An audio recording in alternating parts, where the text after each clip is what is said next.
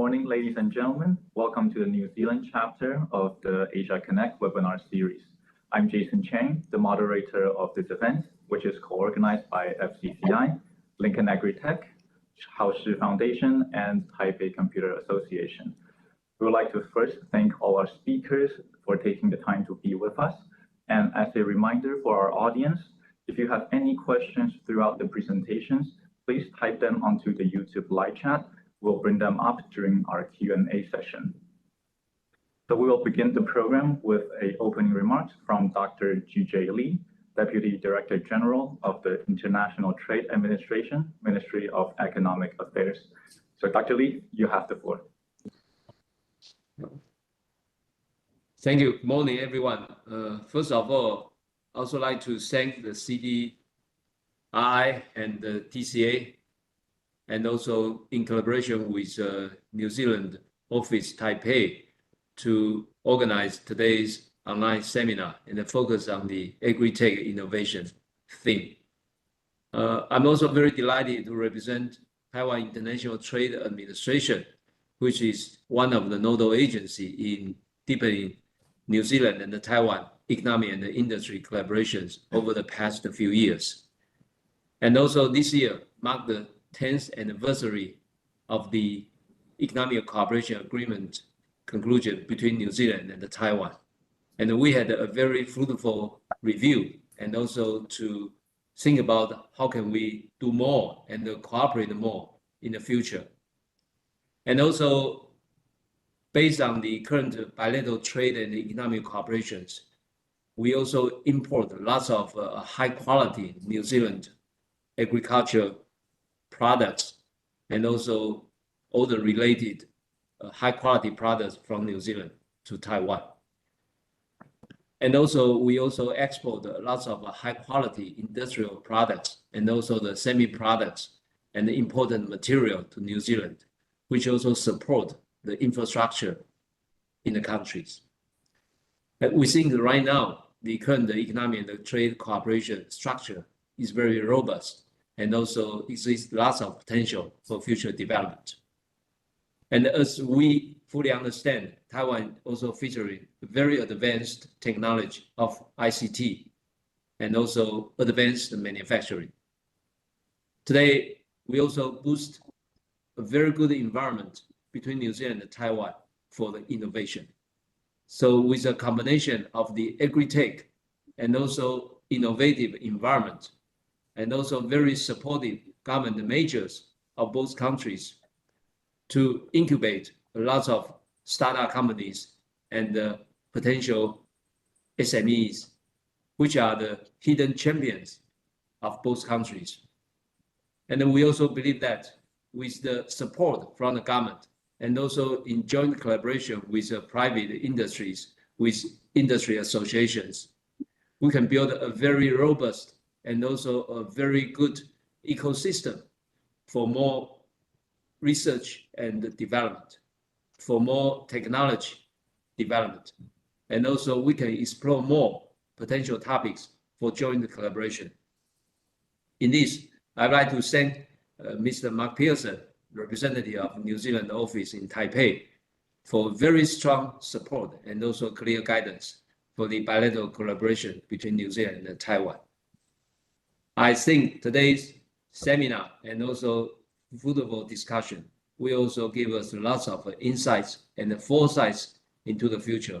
How can we focus on the development of agri-tech technologies and also to combat the climate change issues and also to cope with the shortage of labors and also focus on more advanced and high quality production and also management of agribusiness. In this, I thank CDI and the TCA for organizing today's seminar. And also I wish everyone, all the participants, a very good, fruitful discussion and also success in your business. Thank you very much. Thank you, Dr. Lee. Next, let's hear from Mr. Mark Pearson, Director of the New Zealand Commerce and Industry Office, to offer his welcoming remarks. So let's welcome Mr. Pearson. Thank you very much. Can I just check that everybody can hear me okay? Yes. Yeah. Yeah, okay, that's good. I'm this room is rather messy, and it's not my normal room for doing video calls. I've had to borrow this one, so I'm not quite familiar with the sound settings. So anyway, thank you very much, and thanks for the opportunity to say a few words. For those people who don't know me, I'm the director of NZCIO, and we represent the New Zealand government's interests here in Taiwan. We are privileged to know FCCI and to have helped to arrange President Dennis Hu's recent trip to New Zealand, which is a country he knows very well already. And I'd like to welcome FCCI's initiative today to hold an online meeting to explore Agritech innovation. For New Zealand, I think Agritech is a natural topic for us, and it's part of the core business of our country and our economy. Most New Zealanders these days would know Taiwan for its global strengths in IT hardware production. But as someone who's based here, I can say that there are other sides to Taiwan that many New Zealanders don't know, including its strength in IT applications, its strong innovation and startup culture, and in fact, its very vibrant agri-food sector that produces some amazing high-value products. So there's a lot to talk about today. I don't want to take up too much time, but I look forward to hearing from the presenters about New Zealand and Taiwan's approach to agri-tech innovation, and also look forward to exploring the synergies between us in this area in the future. So thank you again to FCCI for organising today's event. Thank you very much, Mr. Pearson. And now the final opening remarks by Dr. Dennis Hu, President of FCCI. Dr. Hu, please go ahead.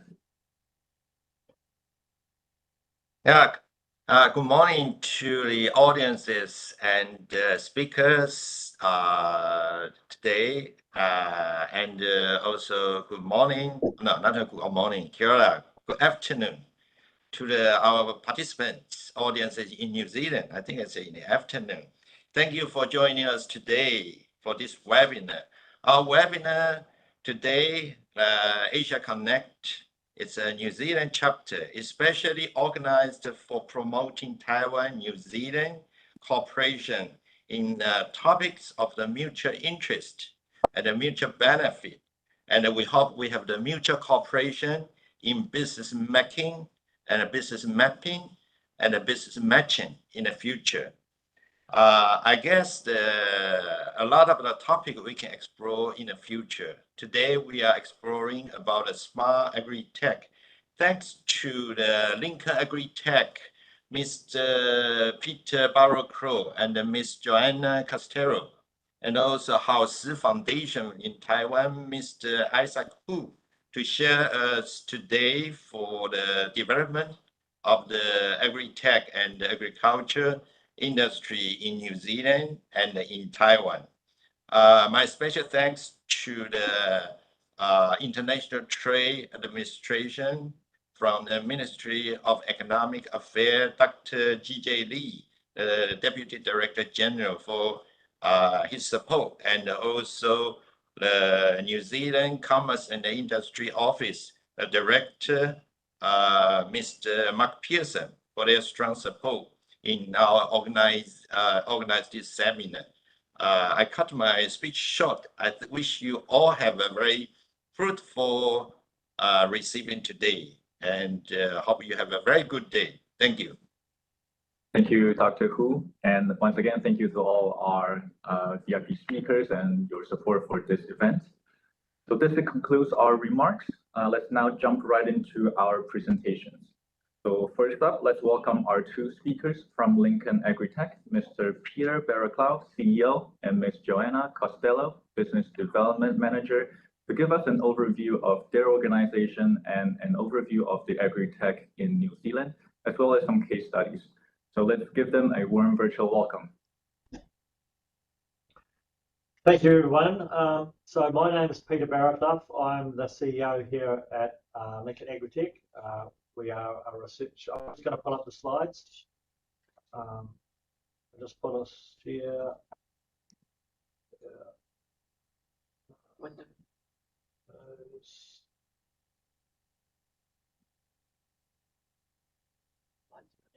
Can you all see that? Yes. Great. Okay, so I'm the CEO here at Lincoln Agritech. We are a specialist R&D company owned by Lincoln University. So firstly, I'm going to talk a little bit about the New Zealand agricultural tech scene, and then talk a little bit about Lincoln Agritech, and then Joanna's going to talk a little bit about Lincoln Agritech, and then I'm going to talk about some case studies of technology that we've developed here at Lincoln Agritech. So New Zealand and agriculture intertwined very much so. Both the North and South Islands in New Zealand have large sprawling farming landscapes, and as a country of 5 million people, we produce enough food for 40 million people. So we produce 8 times more than we can eat, and that a great proportion of that is exported. So we have a global reputation for efficient and production of large volumes of food.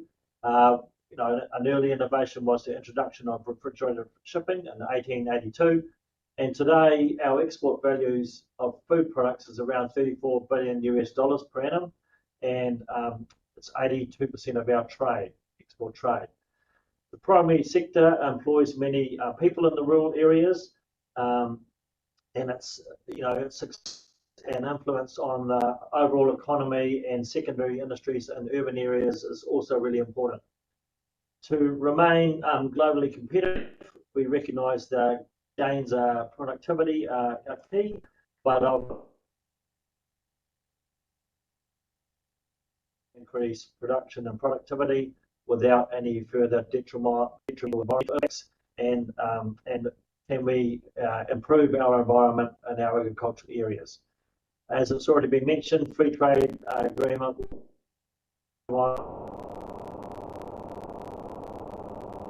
We welcome Taiwan, and just to the right there of that slide are some figures on the amount of exports of some different products that we have. So New Zealand's agricultural exports are built on the backs of strong research component. So we have a strong university sector, and those universities are listed there. The 2 universities that have the strongest agricultural background is Massey University and Lincoln University. So Lincoln is the only specialist university in New Zealand for land-based agriculture. There's also Crown Research Institutes, so they're equivalent of a US federal laboratory. So they are research organisations owned by the government, and they have a range of research specialisations.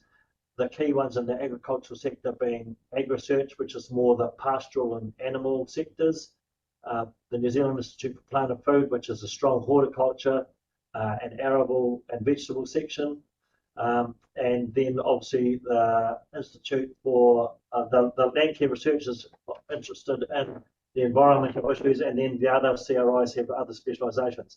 Lincoln Agritech is considered an independent research organisation. Even though we are owned 100% by Lincoln University, we operate as an independent research organisation, and there are around 20 other independent research organisations in New Zealand that cover a broad range of research aspects, not necessarily just agriculture. To give you some idea of Lincoln University, our owners, so Lincoln University is based in Canterbury in the South Island, about 20 kilometres from Christchurch. It's a small university by New Zealand standards and by international standards, with around 3,500 students, around 600 staff. It does have a large campus and a large area of surrounding farms on which we can undertake trial work. I guess this is an overview of kind of research in New Zealand. The data indicates that we are more specialist in the earth sciences and environmental sciences than the rest of the world. but there's a strong manufacturing research industry as well, and R&D for businesses is carried out to predominantly to gain entry into new markets or to upskill their processes or their efficiencies. And so almost a third of R&D spend in New Zealand is around computer services, around a third around manufacturing. And 41% of businesses in 2020 plan to increase their R&D spending over the next financial year. That may have been hit a little bit recently by the sort of global recession. To give you an idea of the tech industry in New Zealand, which is broader than agriculture, there's a slide here which will indicate there's 23,000 firms in New Zealand which have a tech basis. Tech economic activity contributes 20 billion to GDP, 118,000 people employed, exports of around 9.8 billion, 1,800 new jobs created in 2022, and tech was the second largest export industry after dairy and ahead of meat in 2022. Software exports have grown at 24% compound average growth rate over the last decade. And obviously each new job in the tech sector creates 4.8 new other jobs, and there's significant growth in productivity as a result of the tech sector. So I guess an overview of where New Zealand agricultural research developments are at, it's important that we recognise that changing consumers' expectations on sustainable food production. So you can either go two ways. You can regulate farmers into more sustainable production, or you can listen to your customers, and that's what's happening strongly in New Zealand, where customers are demanding that we're measuring things like carbon footprint, what our greenhouse gas emissions are like, what is our food miles, and so our sustainable production drivers based on more of a consumer preference rather than a government regulation, although there are government regulations as well. There's clearly a focus on energy use and greenhouse gas emissions, and what are the climate implications for food systems. So what impact will climate change have on where we traditionally produce food? What adaptation will we need to make? And this is where research organisations like Lincoln Agritech can come in and help. Thank you all for the introduction. I'm happy to continue on a few slides here just to give you a bit of an overview of Lincoln Agritech. So who we are as an organisation, Peter's given a brief overview, but we are an independent R&D provider, both to the public and private sector, which means area or types of work that we do range and vary quite significantly, but we do have a foot in both doors. For us as an R&D organisation, we specialise in the engineering and science for agriculture, industry and the environment. Scientists, engineers, software developers. We're coming up 60 years of history, and that's covering both research and commercialisation. As been said already, we are owned by Lincoln University, but we have our own independent board and also research agenda. So we're headquartered here in Lincoln, New Zealand, and of course we have got the capacity to work right across the country and also internationally. Just to give you a bit of a feel for our understanding of the issues that exist in the world today, yes, while we're here in New Zealand, we recognise that some of these issues are shared globally, and therefore welcome the opportunity to do work that contributes to these sort of issues here and further afield. So things that are interesting for us includes climate change, environmental sustainability, food security, natural materials, productivity, and water. And just to give a feel, yes, we are an R&D company. Of course, we consider the overall longevity of the area that we do work in, so that it eventually can be things that actually have an impact in the industry and for everyday consumers. So for those of you, you can see on the screen that we're working in kind of TRL ranges, right from early stage in TRL 1, right the way up to 9, where there is the eventual commercialisation of things. In these, there's a range of different players involved, and then therefore, of course, we have the relationships with different people, different funders, and different applications.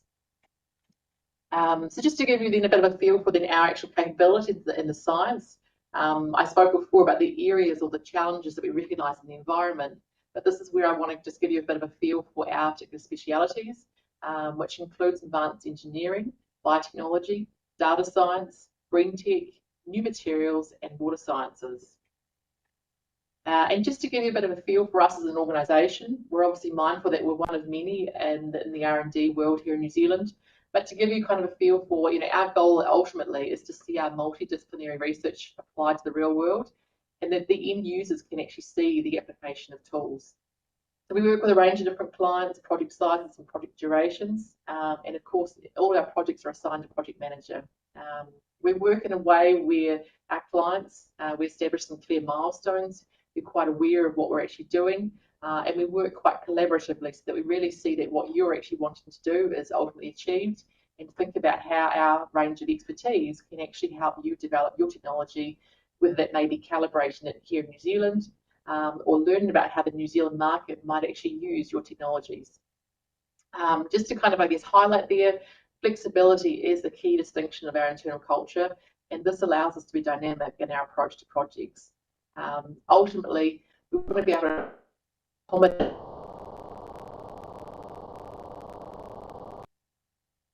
happen, and we don't include resources of here to be able to actually ultimately have top quality science, attract the best people, and achieve the outcomes that we want to desire. So that includes in a culture and nationality profile that's quite diverse.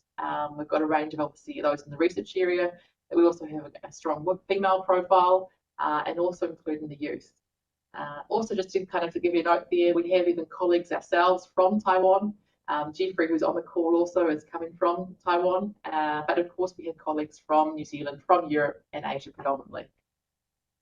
And now I'll let Peter give you a bit of an overview of some of the work we've been involved with today that might give you a bit of a feel for some of the realities of how we actually could be useful for yourselves. Okay, thanks, Joanna. So, so as a research organisation, we are in a strong engineering focus. We're really interested in getting outcomes from our research. So we tend to not do research just for research's sake, and it's often very market driven and closely in contact with the company's needs. So here's an example of a company based in Tauranga in the North Island of New Zealand called Blue Lab. They do supply a lot of horticultural equipment for like greenhouse growing, and they came to us with a specialist need to produce a soil moisture sensor that could be used in different container growing and in different mixes of containers. And so we did the difficult physics, I guess, in terms of proving the concept. It's a concept called time domain reflectometry, and one of our specialist scientists here was able to develop a prototype that was able to measure soil moisture, conductivity and temperature. And so growers can get an accurate root zone measurement, and they get that information sent to an app. It's very fast, can work in a range of solid or liquid phases. And so we took it to prototype, and then the company Blue Lab itself then got it manufactured and commercialised it and sold it. And it won an excellence award in a local business awards in the Bay of Plenty. I guess the key thing is here, we brought some know-how, but they paid for the research, and so they owned the IP 100%. So that's now their product. We don't get any royalties. They paid for all the development costs themselves. But we will work on, different models depending on the company's needs in terms of IP arrangements or royalty arrangements, based on whether we bring IP to the table or whether it's just know-how. So that's been a very successful product for Blue Lab. A second kind of development project is in the wool industry in New Zealand. So coarse wool in New Zealand has been of low value and recordly low prices for a decade or more. And we worked with a wool research organisation on New Zealand, which is a grower-owned levy body that had a desire to improve the outcomes for coarse wool. And we had a program where it was also linked with our government, and we spent 7 years developing a whole range of different products for that industry sector. and that those products, there's 22 or so different product lines that include powders, pigments, and particles. That commercialisation effort continues. We helped the World Research Organisation build a pilot plant that's on the campus here, and now they're validating those products with different manufacturers all around the world. So that's been a very, very successful close partnership. A third example is the Agritech project. This is where we've worked with a range of other research providers in New Zealand, including Auckland University. And the goal was to augment the skills needed in the horticultural sector. You know, labour is a problem, just as it is, you mentioned it is in Taiwan. And so how could you take a low-skilled person into a vineyard and teach them how to prune easily? So the project has been to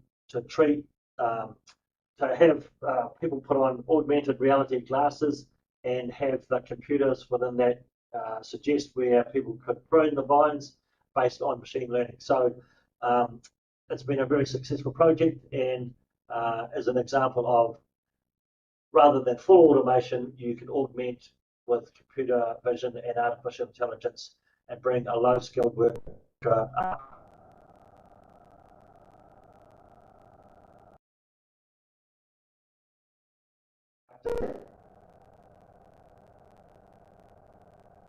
The last example is historically done by measuring the soil moisture sense in the soil in one place. That gives you a point measurement there.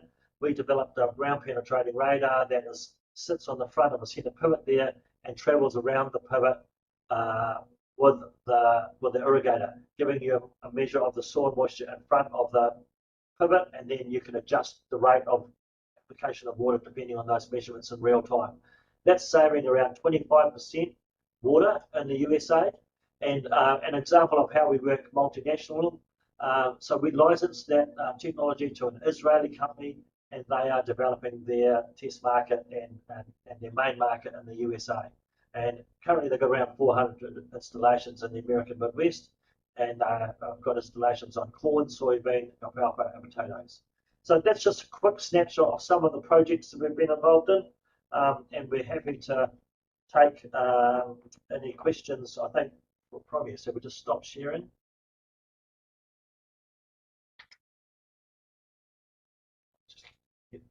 So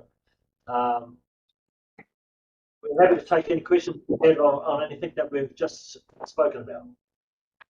So thank you very much, Peter and Joanna, for the presentation. And yes, to our audience, if you have any questions for them, feel free to leave them at the live chat. We'll take them up during our Q&A session.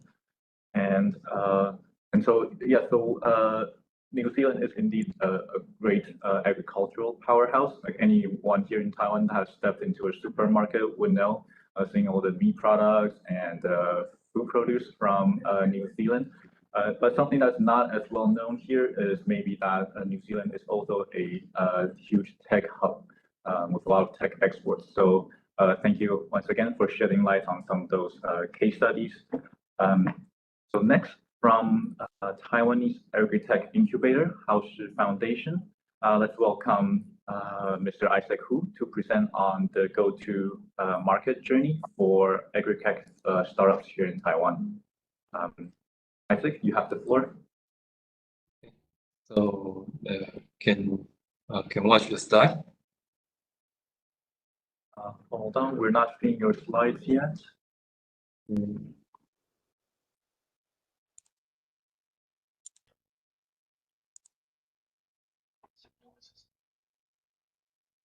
Yes, we can see it now. Okay. Okay. So hi everyone. This is Isaac. I'm the member of Haoshi Foundation, and today I'm very glad to have the chance to join today's session, and also very honored to have the chance to can learn from the Lincoln Agritech from today's session. And I also want to appreciate FCCI's invitation to have me to be in charge of today's presentation with the topic of Agritech startups, the journey to the market. And I think the reason to make me have the chance to share today's presentation is that our foundation and our job is highly connected to the startups focusing on the agri-food sectors in Taiwan. And this is today's presentation outline. First of all, I wanted to make a brief introduction about our foundation, and also I wanted to introduce the accelerator program that we launched. It's the way we support our startups. And the next part of the presentation, I wanted to introduce a little bit more about the 3 startups from our accelerator program. I think maybe we can make people know a little bit more about the Taiwan's Agritech from the introducing about the startups businesses. Okay. So about the our foundation's background, actually we are the NPO non-profit organization, and we supported by the 鼎新和德 Public Welfare Fund. This is a public welfare fund created by the 鼎新 Business Group. It's a business group and with the well-known instant noodle brand in mainland China market. And based on the business achievements, the founders wanted to provide more contribution to society in terms of the public welfare perspective. So they decided to develop this public welfare fund. And this fund supports 3 NPO with different public welfare perspective. And in comparison with other 2 NPO, I think the好食 Foundation, we are the NPO, but we have closer relationship with the business market because our targeting audience is the agri-food startups. We think that could be a meaningful way of supporting the youth talent cultivation by supporting the agri-food startups because that could be a way to help youth talents to make their dream come true in a practical way. So besides the purpose of supporting the youth talents, we also believe it's possible to find innovative and better solution to help the industry and the society to face with the sustainability problem and challenge, including climate change and also including the food security issue and also the environmental protection and diet health issue and agenda.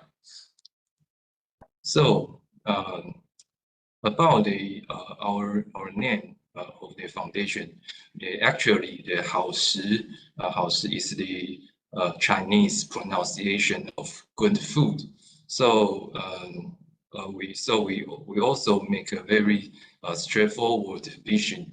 We hope our vision is the good food everywhere because we define the good food as the definition is the food could be produced in a sustainable way, and or the food could provide a sustainable value to the world. So if one day we could find a good food spread everywhere, that could which means we could believe we already achieved the sustainable status in the food agri sector. And as I mentioned previously, what I want to do is to support those innovative startups to support their innovative technology or the new business model and or new products to support their business and we hope we can realize our vision by supporting those disruptive startups in the agri-food sectors. And under this framework and objective, we decide to develop the first agri-food accelerator program in Taiwan. The purpose of this program is to we want to support the startups with the potential to provide a better solution to face with the sustainability problem in agri-food sector. And we are very welcome the startups from the areas relevant to the agri-food sectors, from the upstream to downstream. And about the content of the accelerator program, in each year, we will recruit 10 startups, more or less, to join our program. The coaching period will be 4 months. And during the acceleration program, we will provide a practical training program for those entrepreneurs to help them refine their competency. And we also prepare the mentorship support and also help them to know how to develop the fundraising to connect to the investor. All we want to do is want to optimize their business model. And not only during the program, but even after the program, we still keep connection with our startups. We based on their demand of growth, we will try our best to help them connect to the necessary business resources, including the business matching and also the fundraising matching. And I think one of unique parts and distinctive feature in our program is our mentorship support, because in comparison with the conventional one-on-one mentorship support in other accelerator program, our accelerator program we invite 3 mentors with different professional background to support one startup simultaneously, which means those mentors with different professionals will also become a group to provide a more comprehensive and insightful advisory to our startups. We believe that could be more helpful in the practical. And besides that, House Foundation's team members, including me, we all are involved in the mentorship meeting deeply, which means we play the role of coordinator between the mentors and the startups. We help startups develop each mentorship meeting, and we want to make sure each meeting could provide a practical value to our startups. Until this year, we have been running this program for 6 years, and we already support more than 50 startups, and also very honored to invite more than 50 professionals from industry to become our volunteer mentor to support the startups together with us. And most of the startups are active on the market so far. This is a brief list of our startups for it as references. And now I want to introduce 3 of our startups. The first one is the ID Water. It's the enterprise focusing on the smart aquaculture technology. In the beginning of their entrepreneurship, they want to integrate the water quality monitoring technology and also the image recognition technology, also combine the automation to the feeding system. They combine all this technology to become their module of smart AIoT system to help the aquaculture farmer, especially in shrimp farming, to enhance the efficiency in the operation of aquaculture, and also could create the value of labor saving. And based on that, this technology provides them with more capabilities and possibilities to have chance to cooperate with the optoelectronics firms, such as the solar power company, because they can cooperate to develop the aquavoltaics business together. And so because the ID Water could rely on their smart AIoT system to speed up their business expansion, to follow the expansion step with the solar power company, to follow them to create the aquavoltaic sites one after another.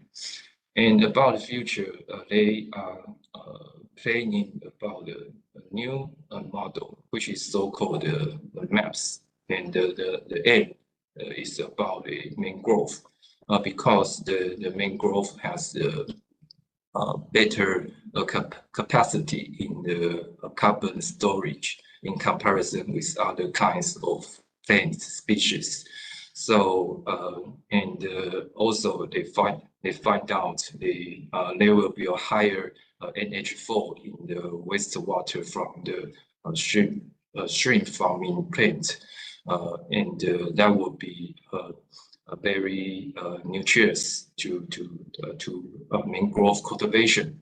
So they expect they can develop the connection between the shrimp farming and the mangrove conservation. They hope they can reposition themselves as a climate tech enterprise to help develop the value to enhance the carbon storage. Okay. The next stop I want to introduce is the charcoal. The problem they want to solve is the agri-waste problem.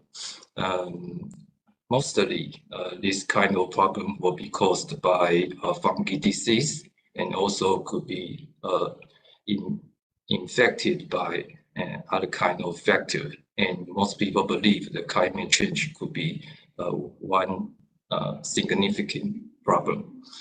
And conventionally, we rely on the pesticide to deal with the kind of problem, but unfortunately, it cannot overcome it completely.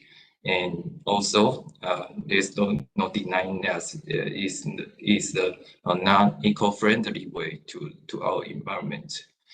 And the charcoal company, they develop their own natural and organic protection agents from the agriculture byproducts. They extract the useful ingredient from the orange peel, and then they carbonize it and to develop their product. And it's very convenient for farmers to apply their products, because they can just use the similar way as the pesticide. They can just spray them coating on the surface of the fruit. Then the protection effects will be created. And they already proved that it worked in many kinds of fruits, including the mango. It's a very important fruit in Taiwan markets. And besides mango, also include the strawberry and the avocado and the pineapple, just which share as a screen. And it could provide more promising of yield of the high quality fruit, and also could extend the shelf life. And then the final one I want to introduce is the renewable company.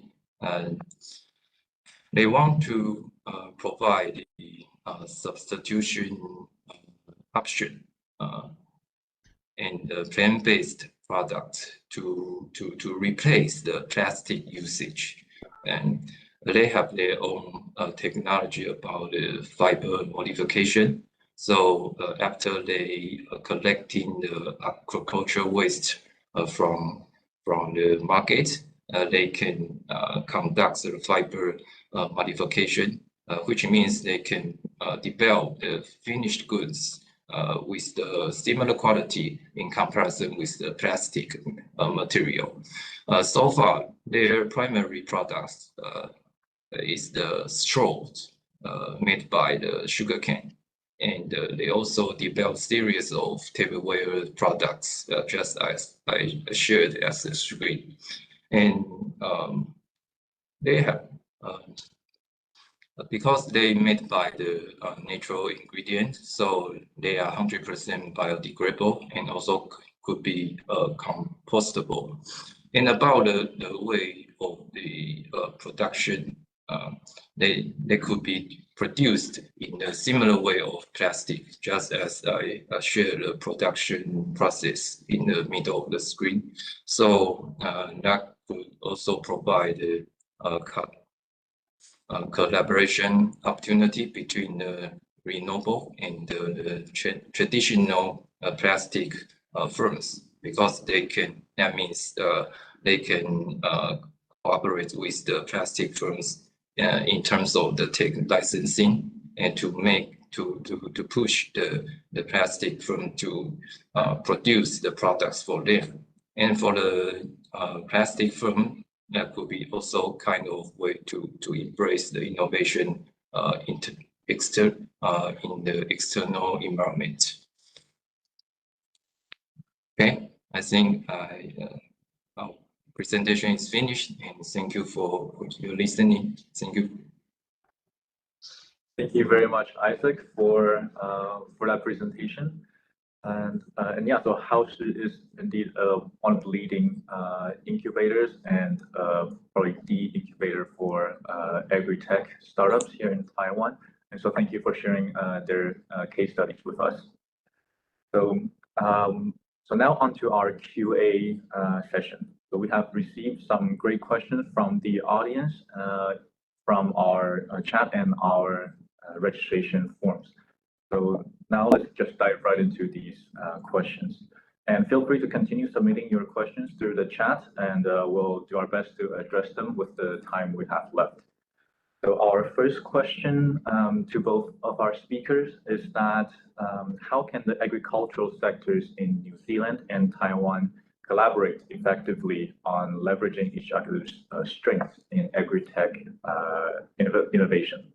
Are there specific areas of expertise that could be mutually beneficial? So I'll take that one. So I think there is a good opportunity. You've got a country in New Zealand, which is a first world country with a strong agricultural and technology background, which is a good trial site for new technologies that might be of use in other countries around the world. So, you know, using our expertise down here for large-scale trials, more available land, and also for crops that might be more temperate. So you might have technologies that are suitable to temperate crops, which don't grow so strongly in Taiwan, and New Zealand could be a test bed for that. So that's one opportunity. Of course, you've through the presentations today, some of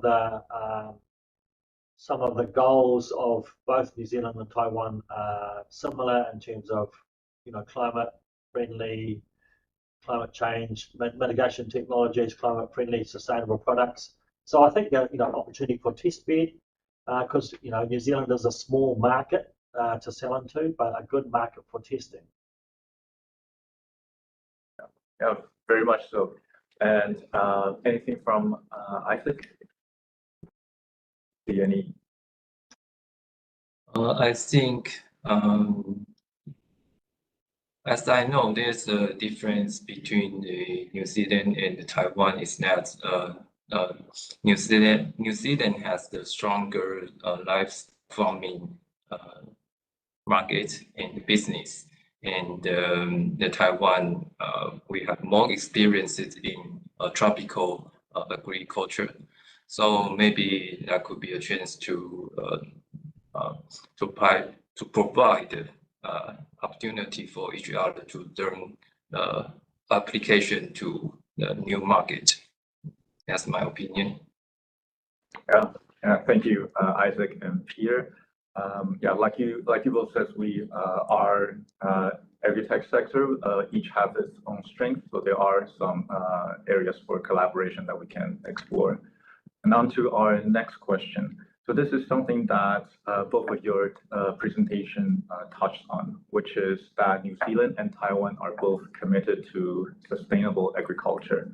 So, so how do the two regions address sustainability challenges, and what lessons can you share with us in terms of eco-friendly farming practices or resource management?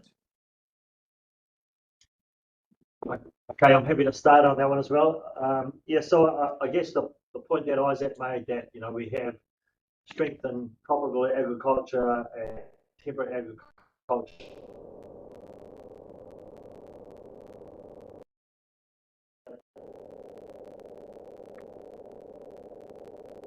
So they'll be different of those different crops and different growing systems. So I think we could do some exchanges potentially of visits of people to either region to learn some of the things that are going on there. I think in terms of New Zealand sustainability practices, so there's quite a lot of measurement of what's going on, particularly as a company we are measuring nitrates in groundwater from discharge from agricultural practices, from the production of animals, as you alluded to, also from horticulture and vegetable production. And so I think it's a very broad range, but there's a lot of technology that are trying to measure what is going on in New Zealand in terms of sustainable production. And some of those sensors and technologies would be applicable in Taiwan as well. Yeah, I definitely agree. I like energy and water conservation is I think very important to farmers in both regions. So let's go to our next question. So if we know we're talking about agri-tech, and so there could be some challenges that are faced when integrating these digital solutions on the farm. So are there any challenges that you've seen in terms of bringing new technology to maybe some farmers that already have their more traditional or more custom ways of farming? I can share some thoughts on that. I guess, as we said before, some of the projects that we work on cover from early stage right the way through.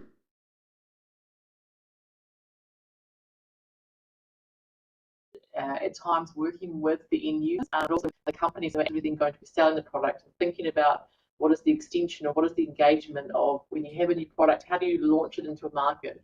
What's already there existing? How do we think about, and then farmers, it's an old industry in many ways.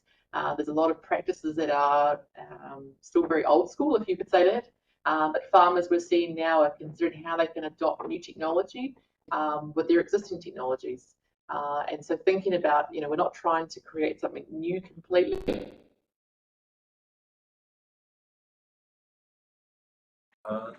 Oh, sorry, I think we lost you for a second What there. Do all the other tools. Yeah. So I think that constant communication with the user is very important. Yeah. All right. Thank you, Joanna and Peter. And Isaac, are you seeing any kind of challenges in your startups when they are bringing these solutions to the market? Okay. As I know about the digitalization there is a very significant part is collecting data, and some of our startups, they specialize in sensor technology, but some of them, they from their experiences when they are going to move to the wider broad space in another country, such as the SEA market, the space is too broad and it's difficult to prepare the sensor to collect data. So some of them already decide to apply the satellite technology to figure out the problem. And also about the aquaculture sector, because the operation, most of the operation is underwater, so the image recognition technology still face challenge, and there is still much capacity to improve the capability of the image recognition part, because underwater you can face with more obstacle to make to collect the clear image. As I know. Thank you. Thank you, Isaac, for sharing those two case studies. And I think we have time for one more question. And this question came from an Indian audience, and this will be from a perspective of maybe a startup funder or a researcher that has an idea that could that they hope to adopt to the local market. So the question is, how does a POC, a proof of concept of new technology, look like? So if someone has a new idea, how would they maybe just the broad milestones, how would they bring that to market? I mean, we talk about having an MVP or a minimum viable product or proof of concept, and I think when we're looking at that whole innovation journey, we obviously need to have something tangible sometimes about a showcase, whether it's to investors or early customers, what we're actually thinking about. And for us, I mean, we do early stage research, but also in that development where it might be desk research, starting to think about the prototypes. And so, you know, yes, sometimes the prototypes don't always look that pretty, but it's about also having something that can actually show what you're actually wanting to achieve. And so, you know, obviously the sooner you can get to that, the better, but really thinking about, you know, what are the minimum things that you need that prototype or proof of concept to showcase to get you over to the next line. And so, yes, you might have a big picture, a big ambitious goal of what you want to be achieving or how you might want to contribute, but sometimes it's about scaling it back and just thinking about what are the most important things or the most attractive things, the biggest opportunity that you can present to the market. You can always refine things later on, but just really think about what are the key things to start with. Yeah, kind of for me, the key points are, does it work? Does it create value? Does somebody want it? Yeah, definitely. Yeah, the marketability of the idea is definitely very important. So how about Isaac? Say if I'm a startup funder with an idea, like how would you guide me through that? I think to answer or deal with the question, I think the environment deployment is also very important part. I mean, it's very important to create a friendly environment to support the innovative startups to find a channel or path to seek the path to support test their idea. So one of our important job is to identify the partnership in industry. We hope we can create more partnership with the company willing to have the collaboration opportunities with the startups. So I think that's what we are taking efforts to do. Thank you. Yeah, thank you, Isaac. So even if your idea doesn't with your idea, it might not be what the final product looks like, right? So it would be great. That's where House with their incubation and mentorship program and Lincoln Agritech's project management experience that can come in and help you guys if you have these ideas that you'd like to bring to market. So this concludes our Q&A session. Thank you once again, everyone, for joining us. Before we bid farewell, a special thanks to our organizing team, the International Trade Administration, the New Zealand Commerce and Industry Office, and of course, Lincoln Agritech and House Foundation. Sorry, Jason. Could I ask a last question? Okay, can I ask a last question? Okay. So I would like to address a question to that Lincoln Agritech. Okay. So as I mentioned previously, FCCI is aiming for finding some mutual interest and mutual benefit topic for cooperation between Taiwan and New Zealand. So especially in business mapping, matching, and making for the mutual cooperation.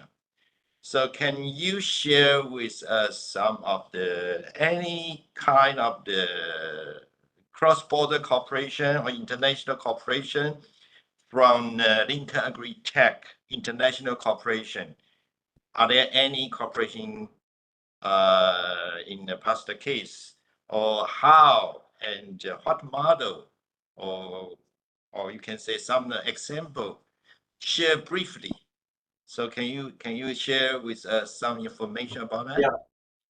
Yeah. So I can answer that. So 50% of our revenue comes from the government here and large research programs from a program called the Endeavour Fund.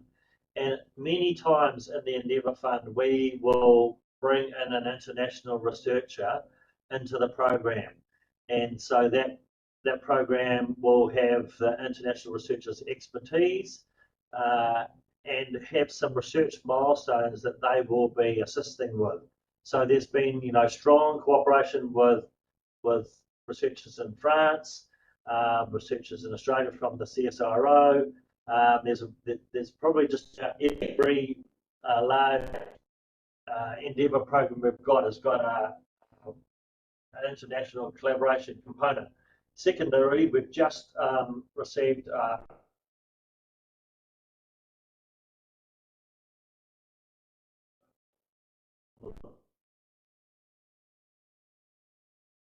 New Zealand's so this is a new funding development for us where we're working with them in the precision agriculture area. So, we take it for granted that we need to operate across borders, and when we're putting together a research program, we look for the best people on the planet to work with. So I'm sure some of the best people on the planet and areas of Agritech are based in Taiwan. So we would enjoy that opportunity to collaborate with you. Okay. Thank you. It's very good information, so we can explore more, go further in the future. Thank you, Jason. Yeah. Thank you again, everyone.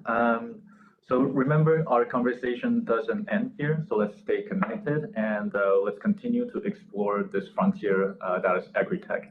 So thank you once again all for joining us today.